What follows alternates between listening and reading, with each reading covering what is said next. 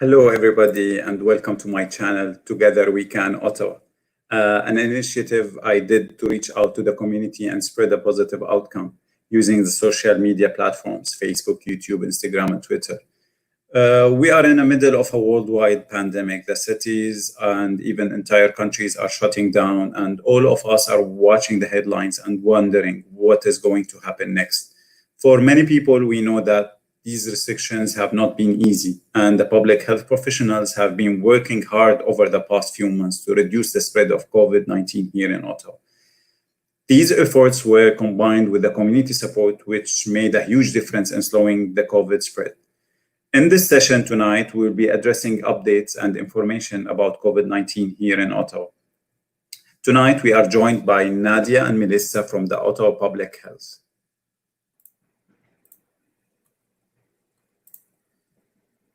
Good evening, Nadia. Good evening, Tarek. Thank you for having us. Welcome. Good evening, Melissa. Hi. Hi. Thank you for being our guest tonight. Our pleasure. Thank you for having us. No worries.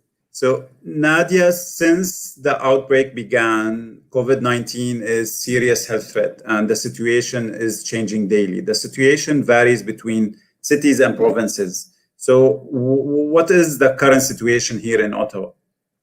Yes, the Ottawa Public Health COVID-19 dashboard is actually a great online resource to provide up-to-date information on the COVID-19 in Ottawa.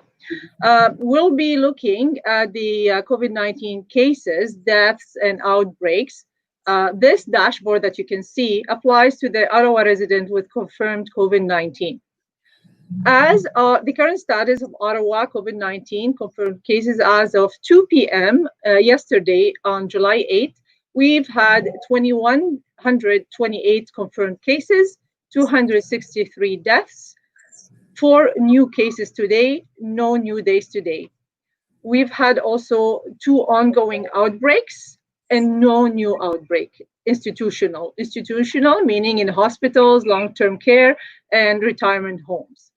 We also have 1 current hospitalization and 1 current intensive care unit.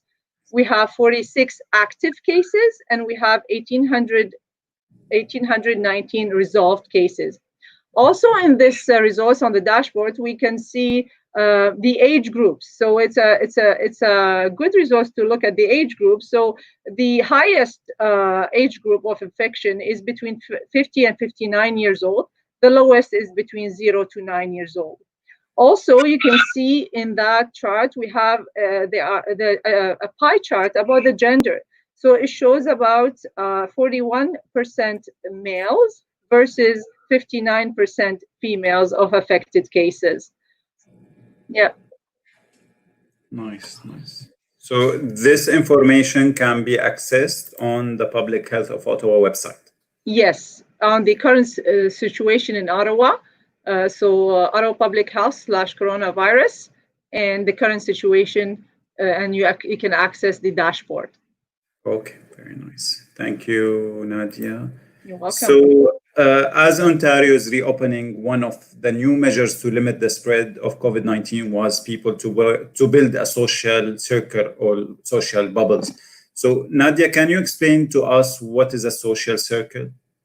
Yes, on June 12, 2020, the Ontario Chief Medical Officer of Health advised that people throughout Ontario are being encouraged to establish a social circles of no more than 10 people. So people in the same circles, they do not have to physically distance. They can hug and touch each other, but they should continue to follow the public health advice, including frequent hand washing and coughing, sneezing into their sleeve. Everyone living in the same household is in a social circle. It is important to connect and be close with family and friends outside of your immediate household to reduce isolation, to support mental health. Allow family to get additional support with child care or elder care and other personal needs.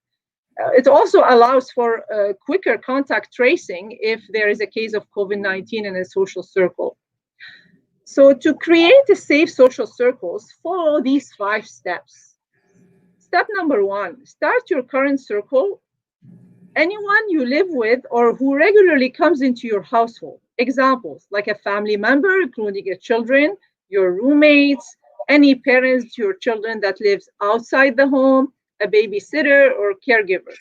Step 2, if under 10 people, you can add members to your social circle, including another household, family member, or friend. Step 3, get agreement from everyone that they will join the social circle. Step 4, keep your social circle safe, meaning continue to follow the public health advice, including frequent hand washing, sneezing, coughing into a sleep.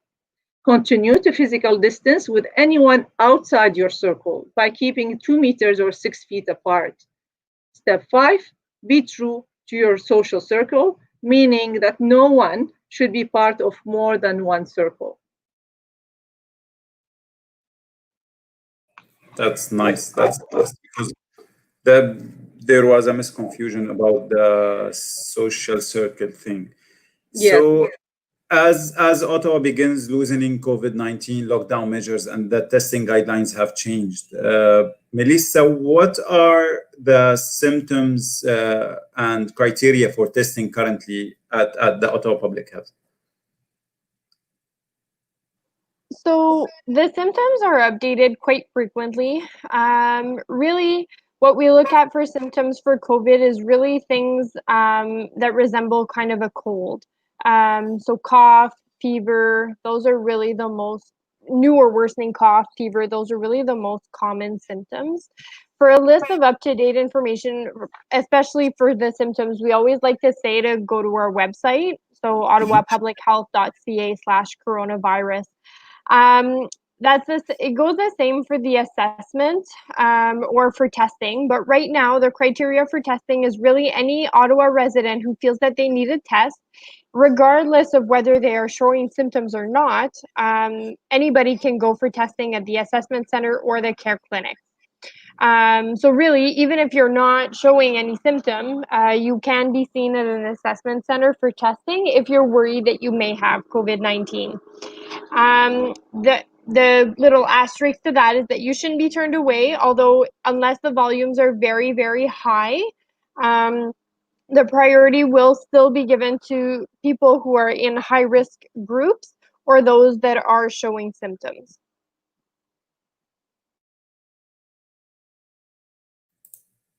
Okay, so it's for this criteria thing. So if someone is like tested positive for COVID-19, so is he still like should test after 14 days of isolation?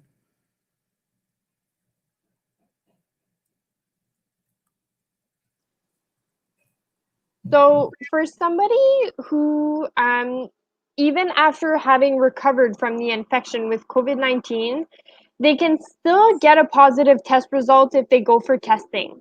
The reason for that is because the person's immune system has fought off the virus and the person is no longer contagious after the 14 days. However, the test is picking up the presence of the small amounts of dead virus that caused the positive test result.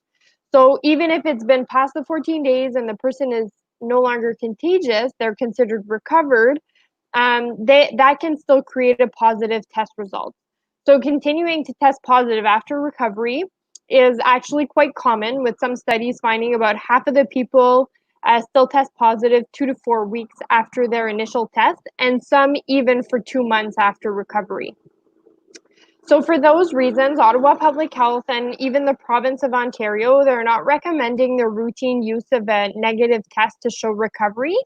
Instead, it's really if the person has been fever-free for 72 hours or more and that the symptoms are improving, then the 14 days after the symptoms started, the person is considered recovered and no longer contagious to others. So those are really the two main criteria, that they're fever-free for 72 hours or more and that the symptoms are improving. After those 14 days, then you're considered recovered. Okay, that's nice. That's nice to know. Okay, as we are in stage 2 of the reopening, Nadia, what are the measures are being taken during this stage? Yes, stage two has been achieved. This is because all the people in Ottawa came together. But this is not the end. It must continue cautiously to prevent infection and keep virus at manageable level in the community.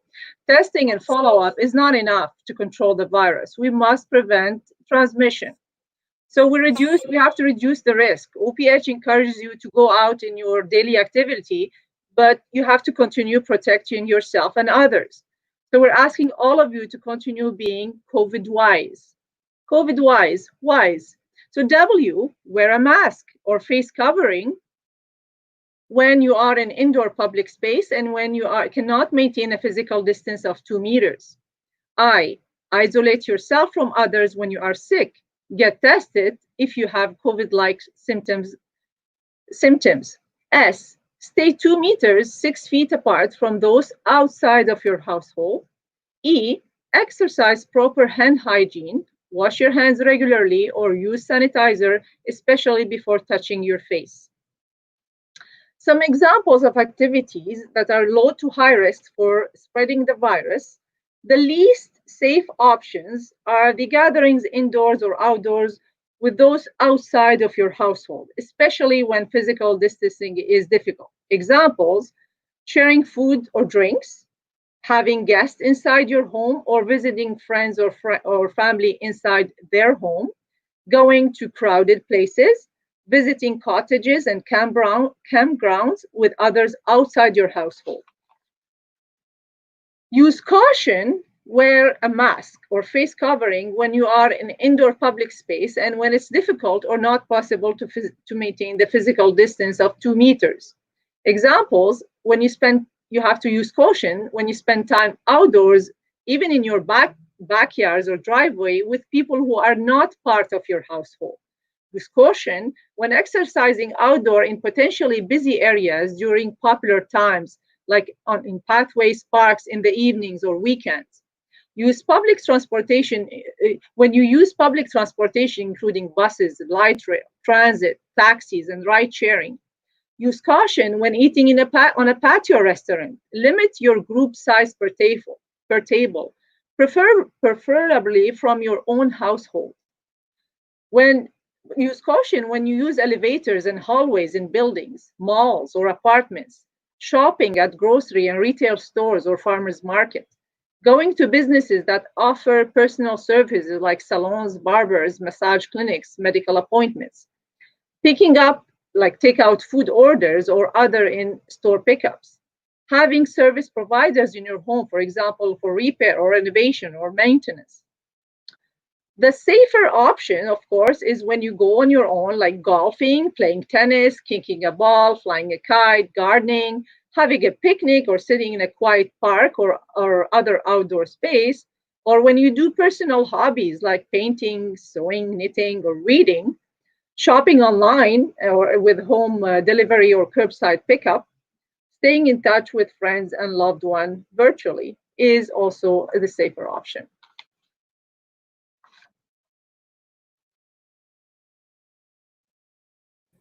Okay, that's great. That's great to know. So it's COVID wise. Mm-hmm. And now, as we are moving further in stage two of reopening of businesses, Melissa, is it safe to operate a business in the time being? Yeah, so as many businesses continue to reopen and we increase our activities, so OPH will continue to monitor the level of infection in the community. It will take a period of weeks before we can assess the impact of reopening. So looking at the latest data, the trends are positive across all the recovery indicators of our COVID-19 dashboard that Nadia mentioned earlier. Though we are still finding cases that have no known source of infection. So that basically means that these cases, they're not linked to travel, they're not linked to an outbreak or another known case. So since we're reopening while COVID-19 is present in our community, there's a more widespread transmission risk with a resurgence of the virus, which could again threaten the health of vulnerable individuals and surpass our hospital's capacity. So we each need to do our part to prevent transmission of the virus. So with the reopening, we are faced with more choices of what we might have to do. However, not all activities have the same risk of transmission. So in general, being outside is better than inside. And the fewer contacts, the lower the risk. And physical distancing continues to be the primary importance. So being COVID-wise, as Nadia mentioned above, will help prevent transmission for yourself, your family, and for others. So in consultation with Ottawa Public Health, the City of Ottawa has developed the Business Reopening Toolkit to provide additional guidance to businesses to prepare for safe reopening. So on our website, we have the link for that for more information. So in the toolkit, there will be there's information on signage to remind customers and employees about physical distancing. There's some posters that can be posted for hand washing and respiratory hygiene. There's some guidance documents that include health and safety for curbside pickup and delivery services during COVID-19, as well as cleaning and disinfection. And then on the OPH website, we also have templates and checklists to help with the development of a reopening plan. And printable self-assessment questionnaires or online screening before the employees enter the premises. And it's important to note that the province also has a lot of resources on their website, so ontario.ca. Yes. And the other important thing is that business need to ensure that they are permitted to open as per the provincial orders. So that would be the thing number one to check for sure. Okay, nice. So Nadia, if like someone want to get a haircut or or they are like want to go to a hair salon, so is it safe to go there, and is it safe with implemented measures that being in place? Yeah, so hair salons and barber shops are referred to the personal service settings in which like aesthetic services are delivered. Like, so examples, manicure, pedicure, body piercing, earlobe waxing, tattooing, body modification, electrolysis, laser hair removal, all that falls under the personal service settings. So Ottawa Public Health inspects personal service setting to monitor the infection prevention and control practices. But residents are urged to consider their own personal safety before obtaining a personal service. So to learn more about what to look for in a specific service before and during their appointment, OPH is asking the resident to review the following fact sheet before you go. So know before you go like a general checklist. So look for the Ottawa Public Health inspection certificate. For inspection result, you can contact us at 613-580-6744 or email us at healthsante@ottawa.ca. You have to look that all the work area are well lit, clean, and organized. The tools, the work surfaces, and equipment are in good repair, no rust or cracks. Tools, equipment, and surfaces are cleaned and disinfected between each client. Single-use items are thrown away between each client. Tools and supplies are stored in a clean area, like in a covered containers. Workers wash their hands before and after each client. And if you have any concern about cleanliness or the procedure being performed, leave the location and call Ottawa Public Health because your health may be at risk. Also, for investigation or complaints, we have on the Ottawa Public Health. So if you have any question or concern about a personal service establishment, you can contact the Ottawa Public Health. All the complaints will be dealt with in confidence, and the inspector will inform you of whatever finding and outcome of the investigation.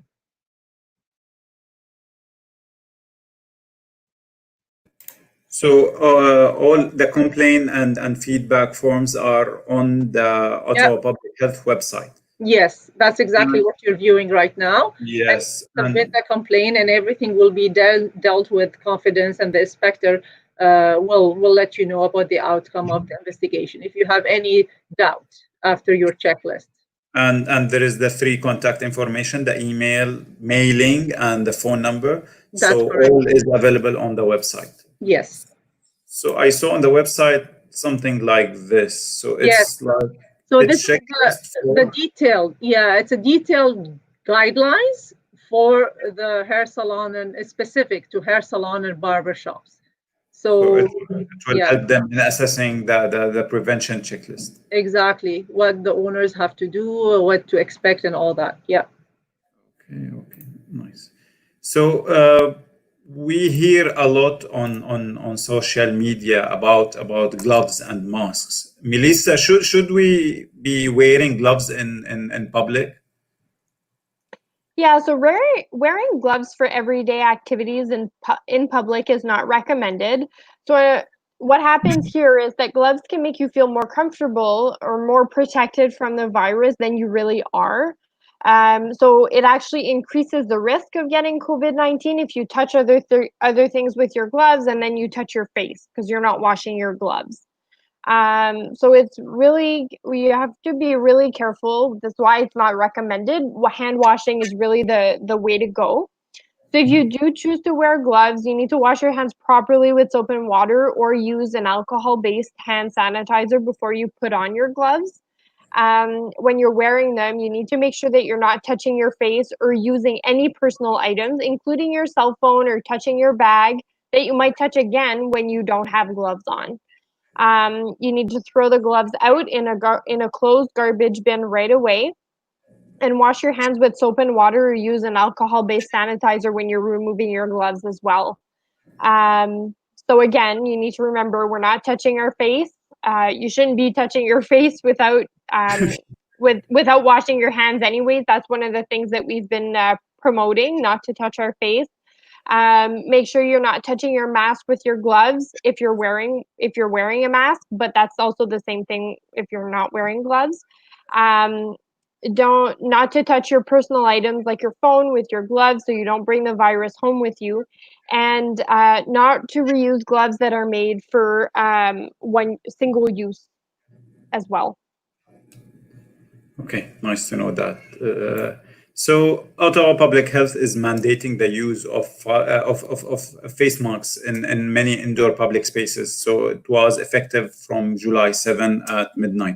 So Nadia is like, can you share us like more about the mask policy? Yes, of course. So masks are barriers to spreading your germs. So my mask protects you and your mask protects me. And as you said, Tarek, effective July 7, Dr. Veraj is the medical officer of health for Ottawa Public Health, has instructed every operator of an enclosed public space within the city of Ottawa to adopt a policy that no member of the public is permitted to be in a public area of an enclosed public space unless wearing a mask that cover the nose, the mouth, and the chin. Those exempts from wearing a mask are children under 2 years old or children under the age of 5 who have chronological and development issue and refuse to wear a mask, or people with medical conditions unable to safely wear a mask, including like breathing difficulties or cognitive difficulties. People who are unable to apply or remove the mask without assistance. An employee or an operator of an enclosed public space who is in an area of the premises that is not designated for public access or is within or behind a physical barrier like a plexiglass. So everyone should ensure that alcohol-based hand drop is available at all entrances and exits of all people to use when entering or exiting. I'm going to give you some examples, but it's not limited to what is an enclosed public space. So restaurants, cafes, cafeterias, retail, shopping malls, churches, mosques, any place of worship, libraries, museums, art galleries, recreational facilities, community centers, cinemas, theaters, sport facilities, sport clubs, gyms, yoga studios, dance studios, stadiums, common area of hotels, motels, taxis, ride shares, hospitals, lobbies, waiting rooms, food courts, spas, hair salon, barbers, nail salon, any personal service setting, and etc. Not considered an enclosed public space at this point is school, child care centers, and day camps. So putting on and taking off a mask is of crucial importance. So here's I have a video from Public Health on mask and how to put it on and off safely.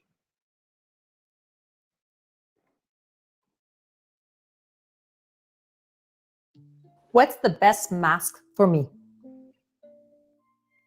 There are things we can do to protect ourselves and others during the COVID-19 pandemic. One of those things is to wear a cloth mask. And in this video, we'll show you how to wear and care for your cloth mask. There are several different kinds of cloth masks with different styles and fabrics and fits. We recommend using a cloth mask made of 2 layers of tightly woven but breathable fabric like cotton.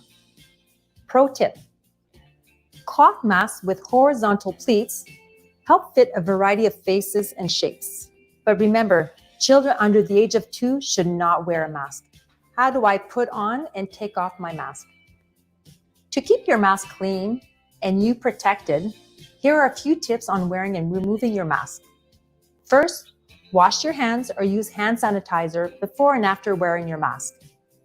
Place the cloth mask on your face with the ties connected from ear to ear or over your head so it covers your mouth and nose securely, making sure there are no gaps. If your cloth mask has pleats, make sure the pleats are on the outer side and facing down.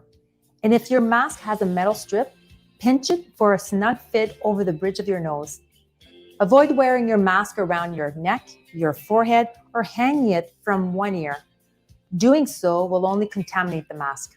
When you need to remove your mask, first wash your hands or use hand sanitizer. While avoiding touching your face and the front of the mask, carefully remove it by lifting the overhead ties or loops around your ears off and away from your face. Place your mask directly into a plastic bag if you're out, or into the washing machine if you're at home with the wash cycle set to hot.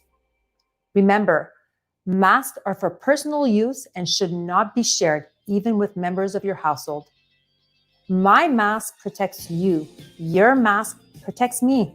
Help reduce the spread of COVID-19. Please wear a cloth mask in public to protect those around you when you cannot maintain a 2-meter physical distance from others.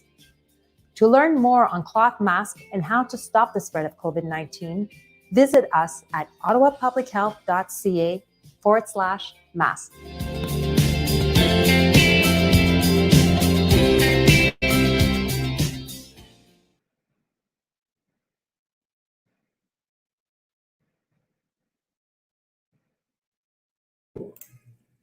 That was interesting video to share.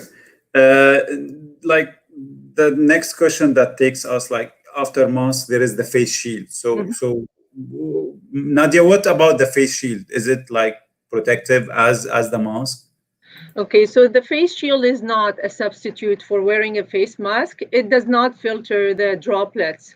May provide additional protection for the wearer against droplets expelled from other person. However, those droplets may still be inhaled around the shield. So the droplets expelled by the wearer may escape around the sides of the face of shield, which therefore can provide less protection to others. So if you choose to wear a face shield, we recommend, if possible, to wear it in addition to a properly fitted cloth mask.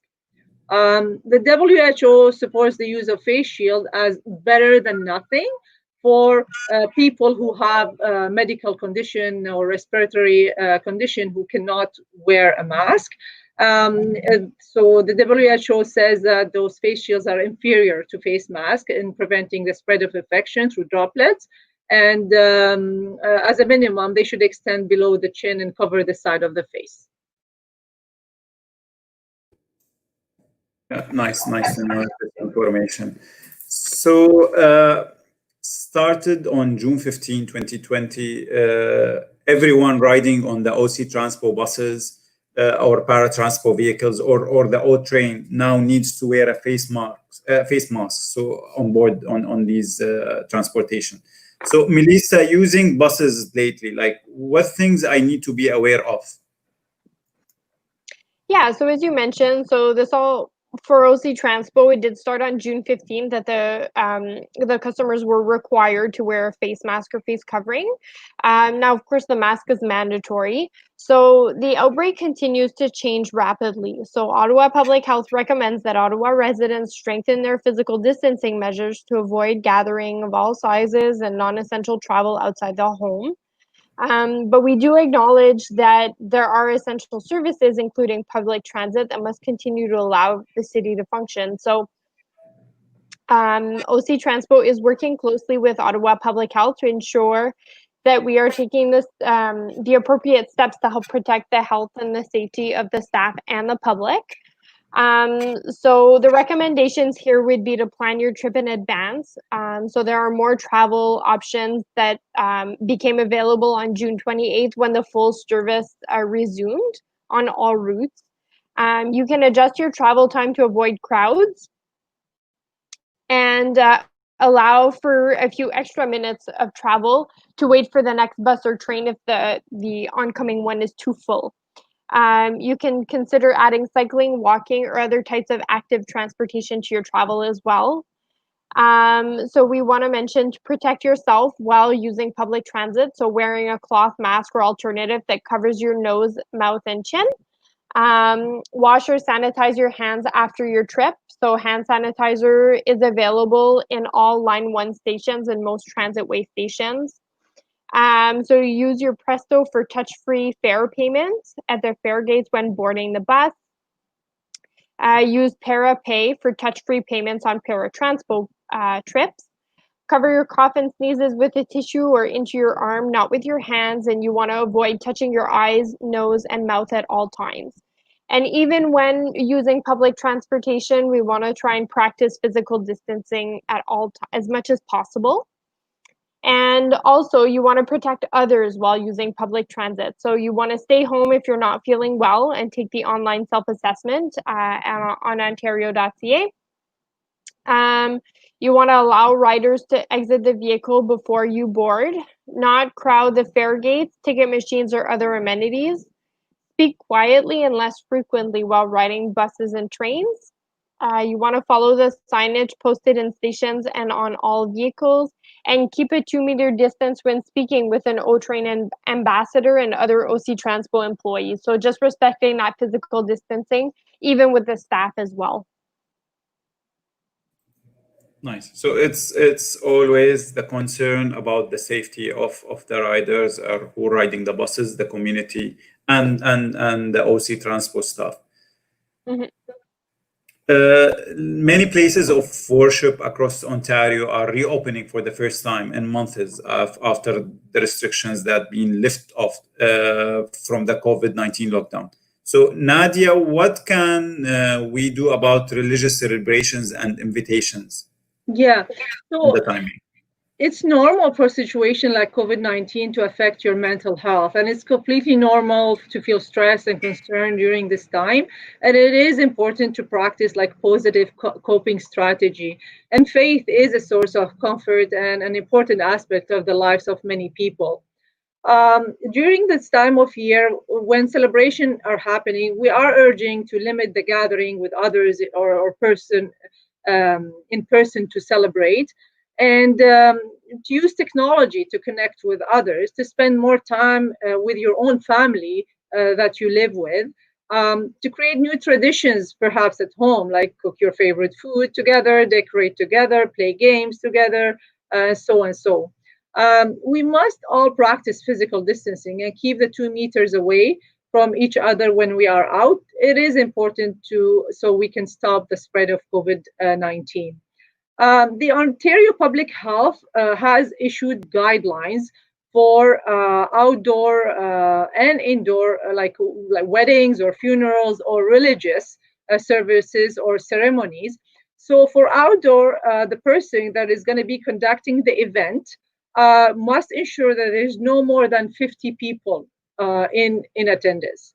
If you're going to be in an indoor event, the person conducting the event must ensure that the number of persons occupying any room in the building or structure while attending the gathering does not exceed 30% of the capacity of the room, depending on the size of the room, 30% of the capacity.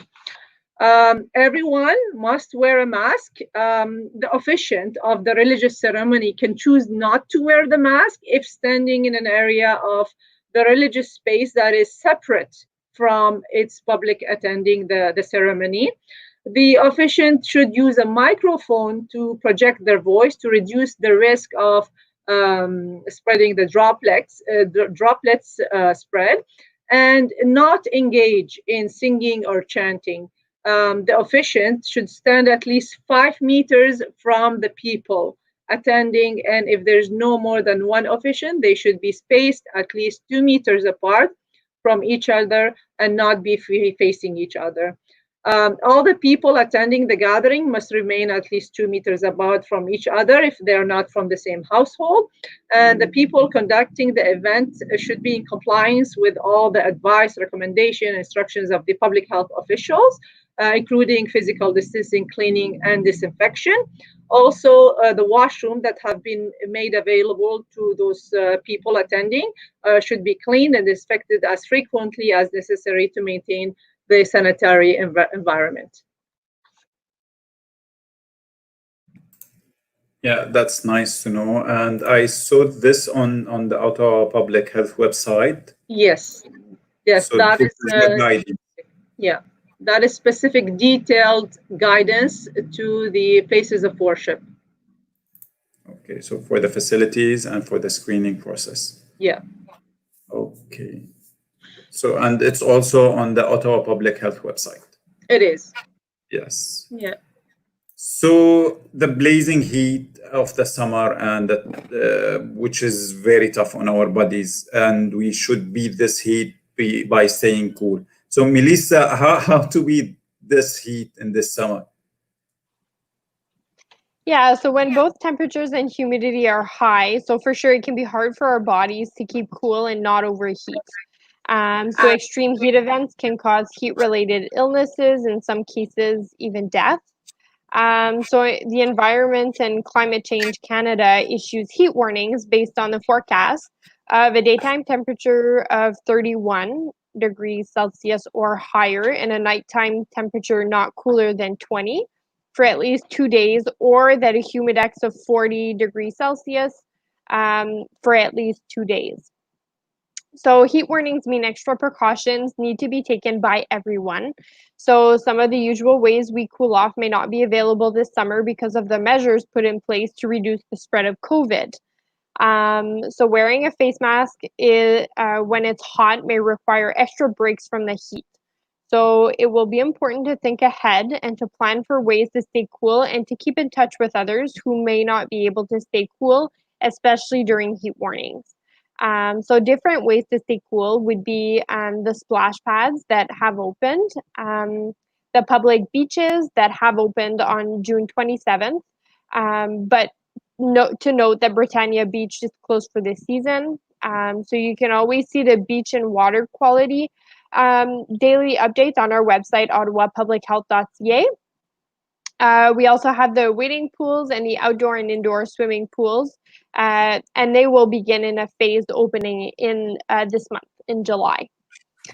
So people at risk of getting sick from the heat include infants and older adults, those who work on or exercise outdoors, those with pre-existing health conditions, or people experiencing homelessness, and people without access to air conditioning. So you want to make sure that you're protecting yourself and and to help others during hot weather, drinking plenty of water and avoiding alcohol and caffeine because those too dehydrate. Avoid heavy outdoor activities, wearing a hat, light and loose fitting clothing, bring an umbrella and some water. So water to stay hydrated, umbrella to provide some shade. Cool off in air-conditioned space when available. You can also cool off in the shade or at a park or green space. Use a fan, and when using a fan, you can always mist your skin with some water, and the cold air from the fan is going to cool you down even more.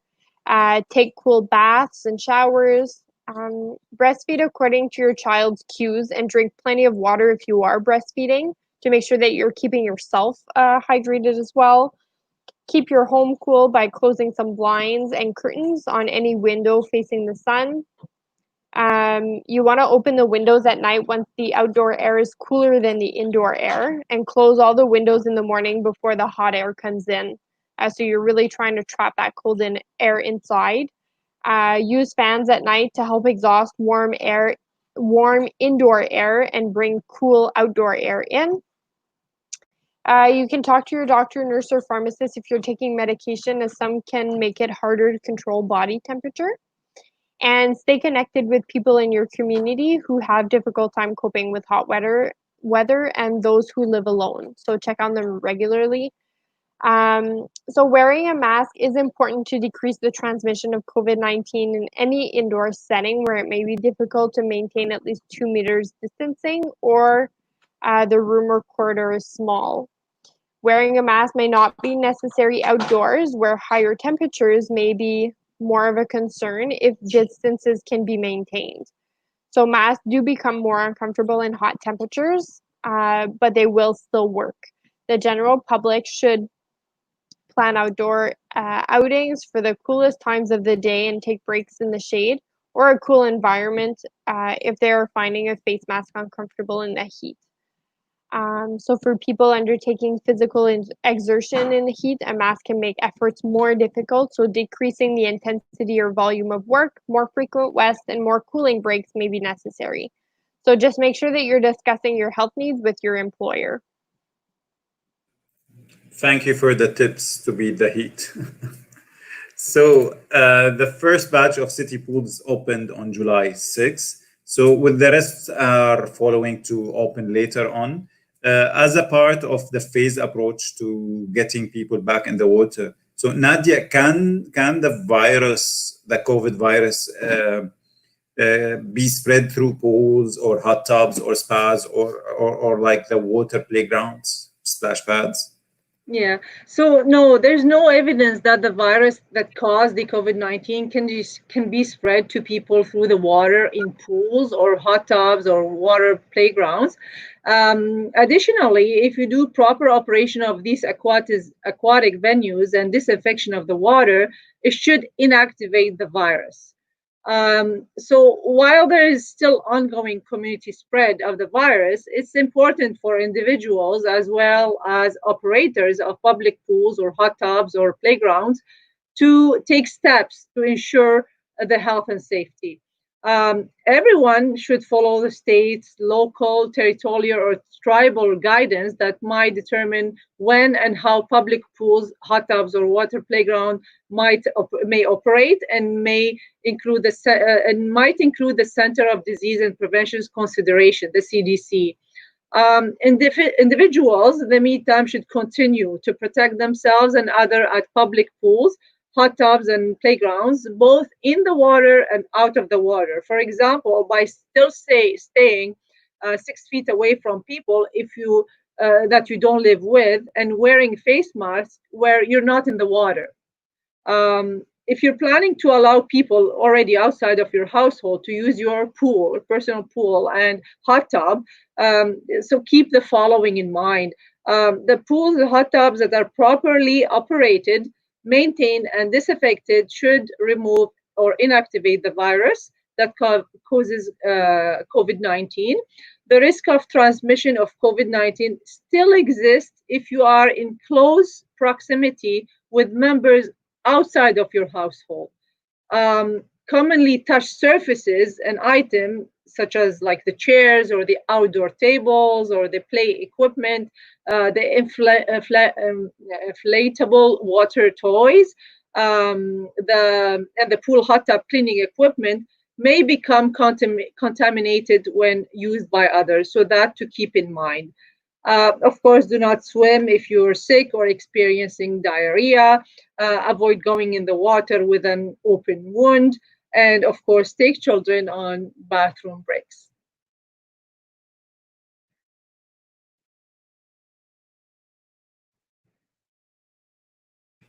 So we have this, like, it summarizes what you said, like we stay at home if you don't feel well, stay 6 feet away from people, wear a cloth face covering, wash your hands, and cover your coughs and sneeze. Yep.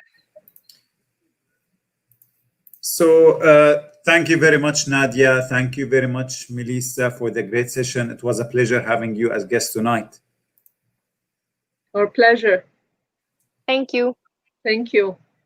Welcome. So good night. Have a good night. You too. Have a good evening. Bye-bye. Bye. So just a reminder to continue the physical distance and wear a mask. And it's like the physical distancing, wear a face covering if physical distancing is a challenge, wash hands frequently, and avoid touching our eyes, nose, and mouth. Thank you to the people of Ottawa for the efforts in helping and slowing the spread of COVID-19. Stay tuned for upcoming sessions and follow us on our sessions on our social media platforms. We are on YouTube, Facebook, and Instagram and Twitter. So if you liked our broadcast, please like it, follow it, and share it with your friends. Stay safe, stay healthy, and good night.